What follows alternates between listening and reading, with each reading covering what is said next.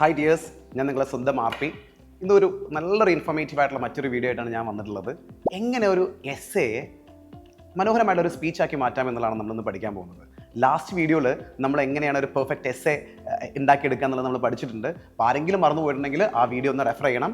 അതിൻ്റെ കണ്ടിന്യൂഷൻ തന്നെയാണ് ഈ സ്പീച്ച് എന്ന് പറയുന്നത്. അപ്പം ഏറ്റവും നല്ലത് നിങ്ങളൊരു സ്പീച്ച് ഒരു എസ്സേ പ്രിപ്പയർ ചെയ്ത് കഴിഞ്ഞിട്ടുണ്ടെങ്കിൽ നിങ്ങൾക്ക് നല്ലൊരു സ്പീച്ച് നിങ്ങൾക്ക് എന്ത് ചെയ്യാം, ക്രിയേറ്റ് ചെയ്യാൻ പറ്റും എന്നുള്ളതാണ് അതിൻ്റെ സത്യം എന്ന് പറയുന്നത്. അപ്പം നല്ല പ്രോപ്പർ പ്ലാനിങ് ഒക്കെ ഇവിടെ ആവശ്യമുണ്ട്. നമുക്ക് നല്ല പോയിന്റ്സ് ആവശ്യമുണ്ട്. അത് നിങ്ങൾ എസ്സേയിൽ നിങ്ങൾ എന്താണോ നിങ്ങൾ അവലംബിച്ചിരിക്കുന്നത്, എന്താണോ ഏത് സ്ട്രാറ്റജിയാണോ നിങ്ങൾ എടുത്തിരിക്കുന്നത്, അതേ സ്ട്രാറ്റജിനെയാണ് ഇവിടെ എടുക്കേണ്ടത്. അപ്പോൾ നമ്മുടെ കയ്യിൽ എസ്സേയുടെ പോയിന്റ്സ് ഉണ്ട്, കാര്യങ്ങളൊക്കെ ഉണ്ട്, ഒരു ഇൻട്രൊഡക്ഷൻ ഉണ്ട്, ഞങ്ങൾ പറഞ്ഞിട്ടുണ്ട്, ഒരു ബോഡി ഉണ്ട്, ഒരു കൺക്ലൂഷൻ ഉണ്ട്. അപ്പം നല്ലൊരു പ്രോപ്പർ ബിഗിനിങ് വേണം, ഒരു മിഡിൽ വേണം, അത് ബോഡി വേണം, അതേപോലെ തന്നെ അതിനൊരു കൺക്ലൂഷൻ, ഒരു പ്രോപ്പർ എൻഡിങ് വേണം. അത് നമ്മൾ എസ്സേയിലേക്ക് പറഞ്ഞിട്ട് അതേ സാധനം എവിടെ വേണം, ഈ സ്പീച്ചിലേക്ക് വേണം. അപ്പം നമ്മളൊരു എസ്സേ തയ്യാറാക്കി വെച്ചെന്ന് വിചാരിച്ചോ. അപ്പോൾ എസ്സേ എന്ന് പറഞ്ഞത് വെറുതെ എഴുതി പോകാനുള്ള ഒരു സാധനമാണെന്നുണ്ടെങ്കിൽ ശരിക്കും സ്പീച്ച് പ്രസൻറ്റേഷൻ ഉണ്ടാകും. അത് നമ്മൾ വലിയൊരു ഓഡിയൻസിന് മുമ്പിൽ പ്രസൻറ്റ് ചെയ്യാനാണ് സ്പീച്ച് എന്ന് പറയുന്നത്. അപ്പം നമ്മൾ അതൊരു പ്രസംഗിക്കുന്നത് പോലെ, സംസാരിക്കുന്ന പോലെ ഒരു ഫീൽ നമ്മൾ ആൻസർ പേപ്പറിൽ എന്ത് ചെയ്യണം, വരുത്തണം. അപ്പം നമ്മുടെ ഇൻട്രൊഡക്ഷനും ബാക്കിയുള്ള കാര്യങ്ങളൊക്കെ ആ എസ്സേയുടെ അതേപോലെ തന്നെയാണ്. പക്ഷേ ചെറിയ ചെറിയ കുറച്ച് കാര്യങ്ങൾ ഇതിനകത്തൊക്കെ ആഡ് ചെയ്ത് കൊടുത്താൽ ഈ എസ്സേ എന്തായി മാറും, സ്പീച്ചായി മാറും. അപ്പോൾ ഇത്രയേ ഉള്ളൂ. നമ്മൾ ഓൾറെഡി നമ്മളൊരു ഇൻട്രൊഡക്ഷൻ ഉണ്ടാക്കി വെച്ചിട്ടുണ്ട് എസ്സേക്ക്. അതിൻ്റെ മുമ്പിൽ നമ്മൾ എന്ത് ചെയ്യണം,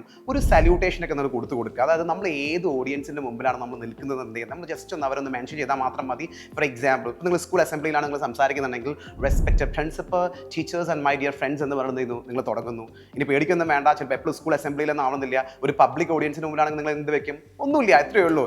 respected dignitaries on and off the dais. ഇത്ര മലയാളത്തിൽ പറയുകയാണെന്നുണ്ടെങ്കിൽ വേദിയിലും സദസ്സിലും ഇരിക്കുന്ന വിശിഷ്ട വ്യക്തിത്വങ്ങളെ ഉള്ളൂ. അപ്പോൾ നിങ്ങൾ എപ്പോഴും പ്രിൻസിപ്പളും ടീച്ചേഴ്സൊക്കെ ഉണ്ടാവണമെന്നൊന്നുമില്ല. അപ്പോൾ നിങ്ങൾക്ക് ഇത് വെക്കാം, എന്ത് respected dignitaries on and of the Diaz എന്ന് പറയുന്നത് ചെയ്യാം, നിങ്ങൾക്ക് വെക്കാം. എന്നിട്ട് നമ്മൾ എന്ത് ചെയ്യുന്നു, നമ്മൾ അവിടെ സംസാരിക്കാൻ ഒരു അവസരം കിട്ടിയതിൽ നമുക്ക് ഒരുപാട് സന്തോഷമുണ്ട് എന്നുള്ളൊരു കാര്യം നമ്മൾ എന്ത് ചെയ്യണം, ഒന്ന് മെൻഷൻ ചെയ്യണം. അതിനിപ്പോൾ നമുക്ക് ഒരുപാട് മെത്തേഡുകൾ, നിങ്ങളതായിട്ടുള്ള മെത്തേഡുകളൊക്കെ ഉപയോഗിക്കാം. Indeed I am delighted to stand before you and share my views on the topic എന്ന് പറഞ്ഞാൽ നിങ്ങൾ വേണമെങ്കിൽ എന്ത് ചെയ്യാം, നിങ്ങൾക്ക് ആ ടോപ്പിക്കിൻ്റെ പേര് അവിടെ മെൻഷൻ ചെയ്ത് കൊടുക്കാം. അല്ലെങ്കിൽ എന്താ, first of all let me express my sincere gratitude to the authorities for giving me a chance to stand before you and share my views on the topic എന്നൊക്കെ പറഞ്ഞാൽ എന്ത് ചെയ്യാം, അപ്പോൾ നമ്മൾ ആ ടോപ്പിക് എന്ത് ചെയ്യുന്നു, മെൻഷൻ ചെയ്ത് കൊടുക്കുന്നു. അപ്പോൾ ഇങ്ങനെ നല്ലൊരു സല്യൂട്ടേഷനും ഒരു അഡ്രസ്സിംഗ് ഒക്കെ നിങ്ങൾ കൊടുത്തതിൻ്റെ ശേഷം നമ്മൾ നേരത്തെ എസ്സേയുള്ള അതേപോലെ ആ ടോപ്പിക് അതേപോലെ എന്ത് ചെയ്യാം, the topic I have given is inevitable to discuss in the present scenario എന്നൊക്കെ പറഞ്ഞിട്ട് ആ ഇൻട്രൊഡക്ഷൻ അതേപോലെ തന്നെ വെച്ച് കൊടുക്കുക. പിന്നെ നമ്മുടെ കയ്യിൽ എസ്സേക്ക് വേണ്ടി പ്രിപ്പയർ ചെയ്ത് വെച്ചിരിക്കുന്ന ആ ബോഡി നമ്മുടെ കയ്യിൽ അവിടെ ഉണ്ട്.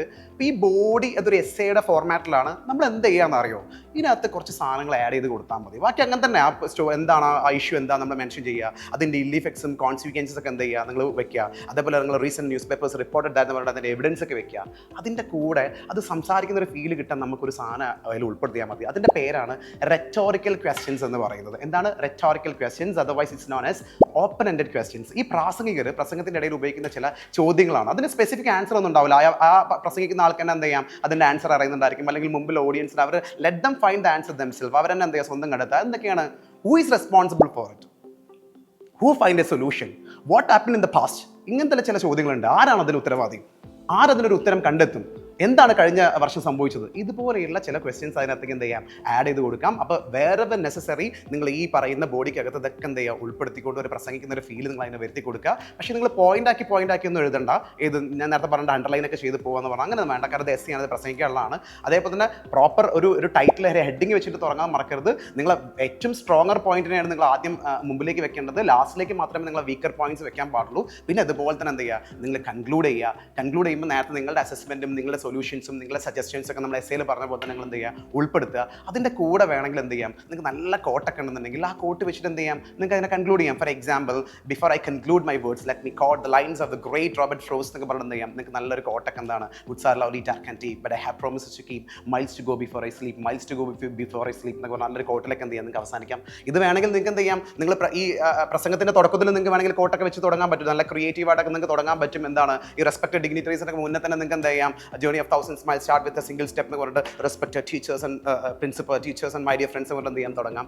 എവിടെയെങ്കിലും നിങ്ങൾ എന്തെങ്കിലും ഓപ്പണിങ്ങിലോ അല്ലെങ്കിൽ അതിൻ്റെ കൺക്ലൂഷനിലോ നല്ലൊരു കോട്ടൊക്കെ വെച്ചിട്ട് അവസാനം ഒരു താങ്ക് യു ഒക്കെ വെച്ചിട്ട് എന്ത് ചെയ്യാം, അതായത് ഒരു ജയ് ഹിന്ദോ താങ്ക് യു ഒക്കെ വെച്ചിട്ട് ഇങ്ങനെ കൺക്ലൂഡ് ചെയ്താൽ നല്ലൊരു എസ്സേനെ നല്ലൊരു പെർഫെക്റ്റ് സ്പീച്ച് ആക്കിയിട്ട് നിങ്ങൾക്ക് എന്ത് ചെയ്യാൻ പറ്റും, മാറ്റാൻ പറ്റും. ഇത് 9th-ലും 10th-ലും 11th-ലും 12th-ലൊക്കെ ചോദിക്കുന്ന ഒരു ക്വസ്റ്റൻ ആണ് ഒരു സ്പീച്ച് എന്ന് പറയുന്നത്. അപ്പോൾ നിങ്ങൾ എസ്സേക്ക് വേണ്ടി പ്രിപ്പയർ ചെയ്യുകയാണെന്നുണ്ടെങ്കിൽ നിങ്ങൾക്ക് അതുപോലെ തന്നെ അത് തന്നെ എന്ത് ചെയ്യാം, സ്പീച്ച് ഉണ്ടാക്കാം. അപ്പോൾ ഈ ടിപ്സ് നിങ്ങൾ ഫോളോ ചെയ്തോ. ഇനിയും ഒരുപാട് മനോഹരമായിട്ടുള്ള ടിപ്സുമായിട്ട് ഞാൻ വരും. നിങ്ങളുടെ ആർപി കൂടെ കുടിക്കുക.